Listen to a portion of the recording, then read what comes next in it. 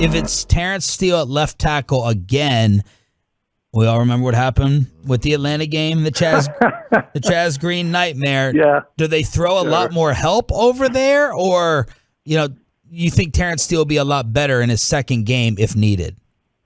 Well, you guys are looking for some good news, aren't you? Yeah. Okay. Atlanta has 11 sacks. They have the fewest sacks in the NFL.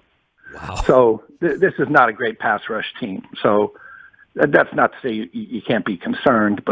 And Terrence Steele, hey, let's be honest, he had a tough assignment, kicking over to the left side. He's been doing, obviously playing very well at right tackle.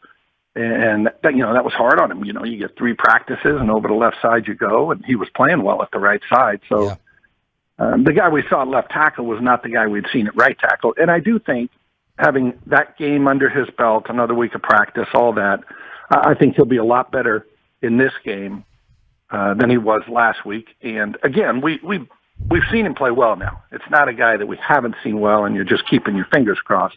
He's played well. He's played well on the right side. So again, it was a real tough assignment for him. Take away what you know from the Denver game. Are you more or less going into this game more or less concerned about the Falcons winning than you were about Denver winning going into last week? I heard what you said before the Denver game, too. I think it was to Spagnola. Yeah, I texted Brad Sham on Saturday. I'm going through, and the way I prep, it just builds up until Sunday. And I spend probably 10 hours a day, Friday and Saturday, looking at stuff and going through. And, you just have more information, kind of a little more who's playing. It starts streamlining all my preparation. And I texted Brad on Saturday. I said, Brad, I'm nervous for the Cowboys because I'm not nervous. I don't see how Denver wins. But I know obviously that every team in the NFL is capable. We saw Jacksonville, Buffalo. We saw the Rams get hammered. The list goes on and on.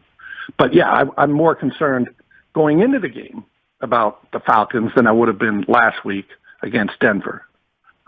Why? The other thing, what's interesting, Dan Quinn will be the first. How about this? Dan Quinn will be the first head coach, to take his team to the Super Bowl and then be a defensive coordinator against that team.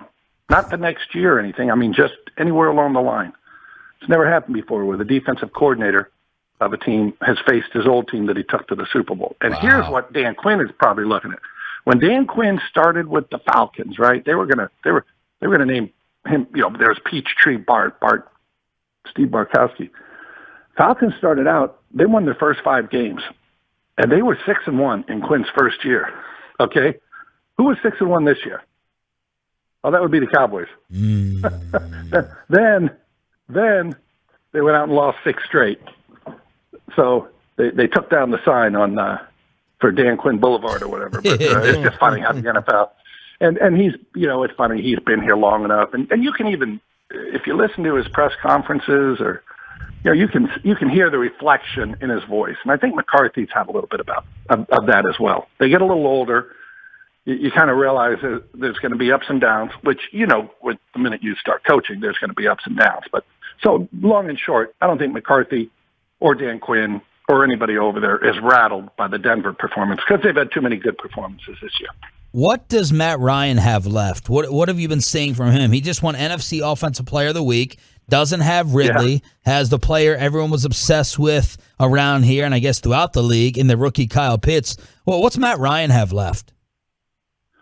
I've always liked Matt Ryan, and anymore, he's 36, and before you'd say, well, he's on the downside. Now they're on the upside of their career at 36. But yeah. I've always liked Matt Ryan. Obviously, he was the NFL MVP. They went to a Super Bowl, on and on. Here's the thing, also. So Atlanta, they have played 6 consecutive one-possession games, 6 straight. It's the longest streak in the NFL right now. But they've won 4 of those.